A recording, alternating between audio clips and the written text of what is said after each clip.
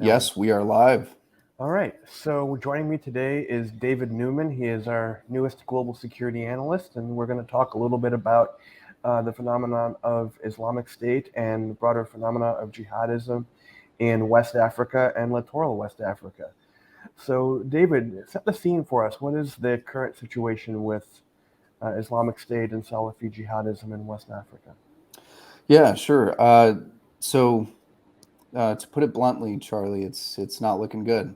Uh, and I think it's important here to note that when we're talking about this sort of Salafi jihadist movement, and specifically emanating from the Sahel and into West Africa, it's also including, of course, Al Qaeda affiliates, local armed Islamist militant groups, a various and very complex network of relationships there too. But when it comes to us sort of observing this trend, we're looking at specific hotspots, and what we're seeing, especially this year, is a significant deterioration in security in Mali, in Burkina Faso. We are still seeing attacks, of course, in Niger, and I would say, in particular, that tri-border region between Mali, Burkina, and Niger is particularly turbulent. And I should note that, as we talk about this deteriorating security with Mali, it's also correlating with this trend of Mali's growing isolation and alienation from the international community. This is happening at the regional level with its neighbors. It's happening at sort of the broader international level when it comes to its relationships with MINUSMA, the UN peacekeeping mission there. Also, the EU, they suspended some of their training missions there earlier this year. And so, as we're seeing this security situation deteriorate, especially in Mali, also in Burkina Faso, we're seeing this growing jihadist threat that is beginning to threaten directly some of these littoral West African states. And here I'm also looking very specifically at states that are lining the Gulf of Guinea recently. And really what this kind of encroachment looks like, it's not necessarily incredibly well-developed inroads that, where these groups have established operational bases, but they're especially taking the form of these cross-border attacks. And we're seeing a very recent and high spike in these attacks in Togo. We've seen an increase in attacks in Benin. Cote d'Ivoire has seen some in the last year. And then recently, Ghana, which hasn't actually experienced, a full-on cross-border attack, but they are receiving a lot of spillover in the form of refugees coming from Burkina Faso. And recently, these refugees crossed the Ghanaian border and were pursued by militants. And as it turns out, the Ghanaian border security wasn't armed at the time, or excuse me, their immigration officers were not armed at the time, fled the scene. And so then you had this contingent of militants, more or less, coming across the border into Ghanaian territory. So this threat is elevated at this time. But even beyond that specific pocket, Mali and Burkina Faso, and especially as we talk about the Islamic State, you have ISGS in Mali and Burkina Faso, and they're particularly active in that tri-border region. But we also have the Islamic State West Africa province that has taken the lead, for lack of a better term, in waging this insurgency, and that was in northeast Nigeria. But over the last year, we are seeing this expansion, this geographic expansion, that has started out to be something very gradual, where they start to attack locations that are geographically further away from their operational bases in the Northeast, where the Nigerian military is launching their offensives. And, this has recently culminated in this prison break in Kuje, or Kuje prison is located in Abuja, in the capital. And so now we're seeing this this elevated threat in Nigeria as well. And that, I mean, for Nigeria, that comes amid myriad threats to their security, whether it's separatists in the southeast, bandit groups active in the northwest, not to mention a resurgent Ansaru, the organization that has traditionally been affiliated with Al Qaeda, also has a sort of a working relationship. That's another question I'm exploring right now, is to what extent they work with JNIM, which is one of the most powerful and quickly strengthening groups in the region. So that's kind of the broad strokes. That's setting the scene of what this is looking like right now. And the result right now is we're seeing this elevated threat to these West African states, the coastal ones that at least previously have been far less affected by the jihadist expansion across the Sahel, but now more directly so. Yep. And that kind of dovetails with what I've seen in the broader jihadist landscape from the Middle East and North Africa side of the equation, particularly as Islamic State's fortunes have kind of declined in Iraq and Syria to an extent or another. At least their current position in Syria is rather uncertain, given that they've suffered a lot of tactical losses recently. There was a U.S. drone strike that killed an Islamic State leader in Syria a few weeks ago. There have been they continue to operate sleeper cells in Syria and Iraq, and they continue to conduct attacks, but they're not necessarily having it's unclear if they have good strategic fortunes in that region. And what we've seen in the last few weeks, particularly on the propaganda side, or last few months anyway, on the propaganda side, is an increasing emphasis by Islamic State core in particular on Africa, on emphasizing Africa in their propaganda, on making sure attacks in Africa get chronicled in Neba, which is their weekly news magazine. And then a few weeks ago, they even went so far as to publish an editorial calling Africa the, quote, land of migration and jihad, essentially calling for wannabe jihadists to migrate to Africa in order to wage attacks against governments there and to join Islamic State's affiliates in Africa. Okay. Now, it's unclear if there's been a lot of response to that. I should note the call was in Arabic, so it was probably geared towards jihadists in the Middle East and North Africa, so in Saudi or in Iraq or in Egypt, who perhaps maybe they can't go to Iraq or Syria. They could maybe more easily get to Africa or to sub-Saharan Africa in particular, given the porous border situation there. So I have to emphasize that. But there does seem to be at least a greater Islamic State desire to emphasize West Africa. In addition, there have been various messages of support from both affiliates in Iraq and Syria, Islamic State affiliates in Iraq and Syria, really encouraging the development of a jihadist architecture in sub-Saharan Africa, specifically for Islamic State. So, yeah, I mean, I think that's a really interesting development, and it's definitely important to note this kind of the spike in very active, very developed propaganda related to their African affiliates. But I guess I wonder, is this a result of them just capitalizing on the victories of the Islamic State West Africa province, and it makes the broader brand look good, and so they then adopt that and push that in their propaganda because that's where they're getting victories? Or is this signaling some kind of broader strategic shift? One, which, I mean, some have argued, and I think rightfully so, that this is a strategic shift that has been in the works for years now. But to what extent do you think in this current moment, this kind of propaganda, what weight does that have? Is it just them capitalizing on victories, or is it really making this strategic push, and they're trying to do so in part through their propaganda output? So the chain of causality is a little bit murky. Obviously, they were having some victories before they started this propaganda push, but certain attacks like the Abuja prison attack happened after they put out this push. So there's the causality is a little bit murky.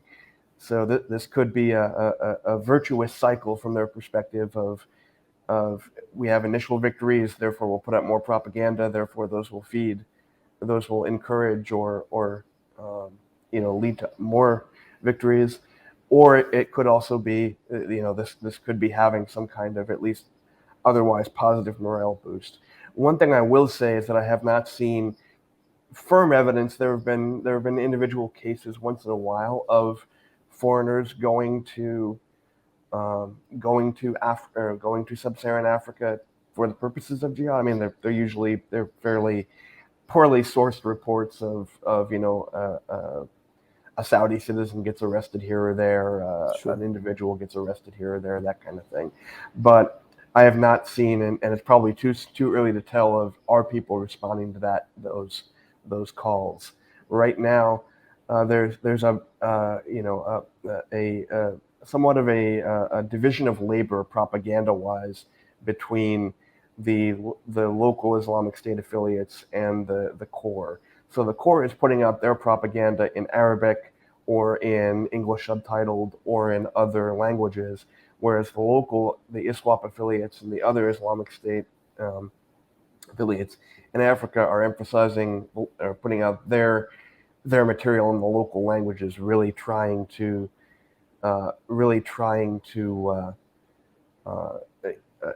recruit locally and emphasize their local bona fides and really embed within the local architecture.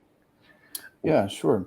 And I will say, as you kind of talk about this local architecture, we just got a great question. And Charlie, can you speak to even just who all these different groups are?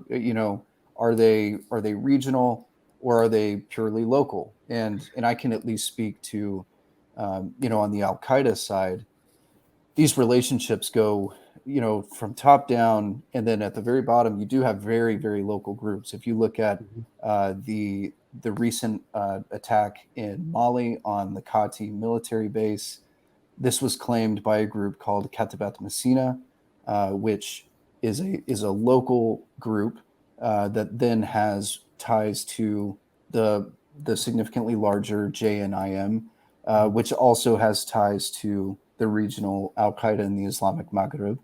And so, at least on the Al Qaeda side, they've really streamlined this kind of localization strategy, and different groups will have sort of different spheres of influence. Some at the local level, some at the broader regional level. But Charlie, can you speak to that from the Islamic State perspective? Yeah, I can, at least to an extent. So the Islamic State strategy is a little bit more murky in this regard. So certain groups like Islamic State, Greater Sahel, kind of have a more obvious link to the broader Islamic State architecture worldwide.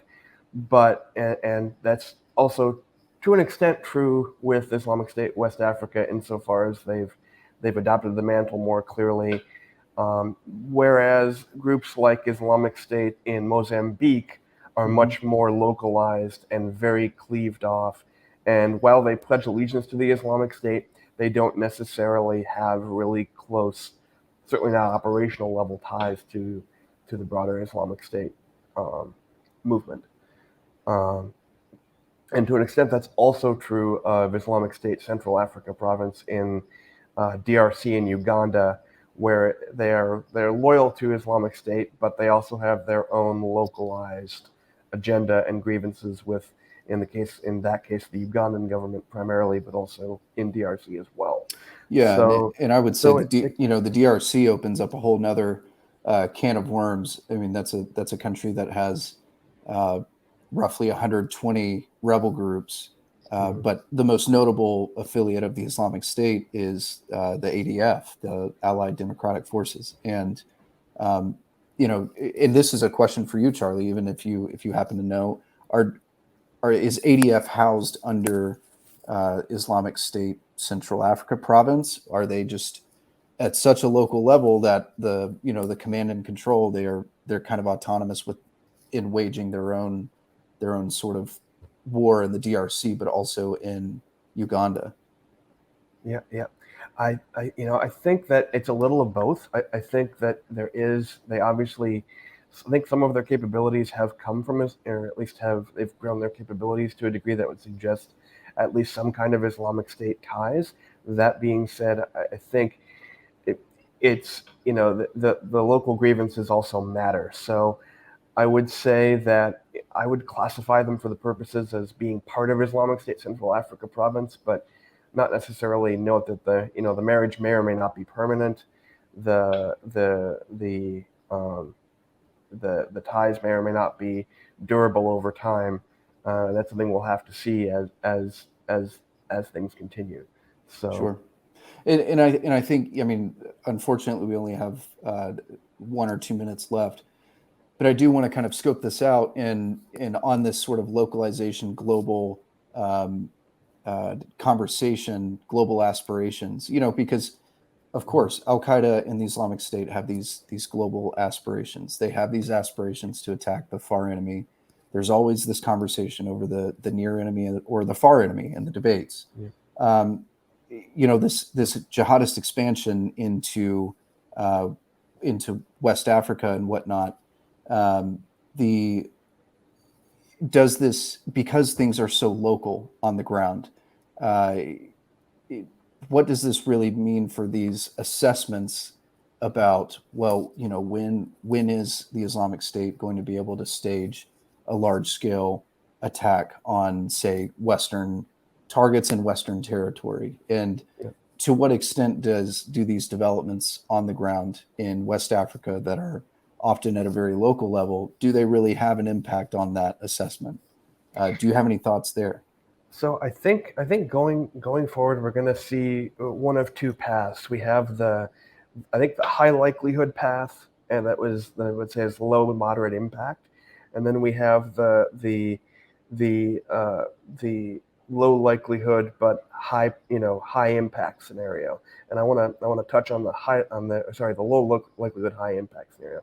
And I want to touch on the low likelihood scenario first here, and that is that these groups kind of become a base of operations for Islamic State to expand to, and this would be a scenario where we see them having success in recruiting a large number of foreigners to flock to West Africa to wage jihad, and then they can launch attacks at home or go back to their home countries and launch attacks against Western targets elsewhere.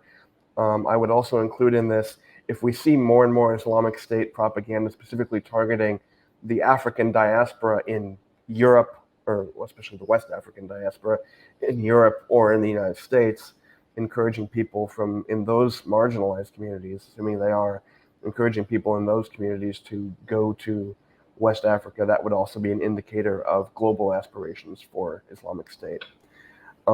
Definitely. Especially as using West Africa as a launch pad for broader attacks against the West, particularly against in Europe, which I think is particularly vulnerable, as well as possibly in the United States. Yeah, I just still think though that at least from what it looks like, that would take quite a bit of time. Yep. And a more unified command and control, with these groups being so local, even just in their aspirations. But I'm sorry to cut you off here, Charlie. I do want to make sure we answer this one question. And this was that, are there these historical maps per se that sort of track the size of these groups, where they're active, and whatnot? And my immediate answer is yes. Now, are they updated and up to date all the time? Not necessarily. One area where we try to keep them up to date is actually within our RANE database and in our analysis. And one of the ways that we do that is tracking, these locations of these attacks, analyzing ACLED data, and then mapping them. But yes, these maps do exist, though Sometimes they may be dating as far back as 2019, especially on very specific groups. For example, Ketebet Messina, that's a little bit tougher of one to figure out where exactly geographically they are right now, where they've lost territory, where they've gained, enclaves or inroads. So that would be my answer to that. And unfortunately, we are well over time because this was a particularly fun conversation. I do want to thank everybody for tuning in, and to any of those of you who will be watching this after we're done and it's recorded, and it will be found on various platforms. But thank you for joining us. I should note one more time that RANE has an entire suite of risk and geopolitical intelligence solutions, and you can learn more at the ranenetwork.com website. So thank you very much. Thank you, Charlie. Everybody have a good Friday and a great weekend. Yep. Have a great weekend, everybody.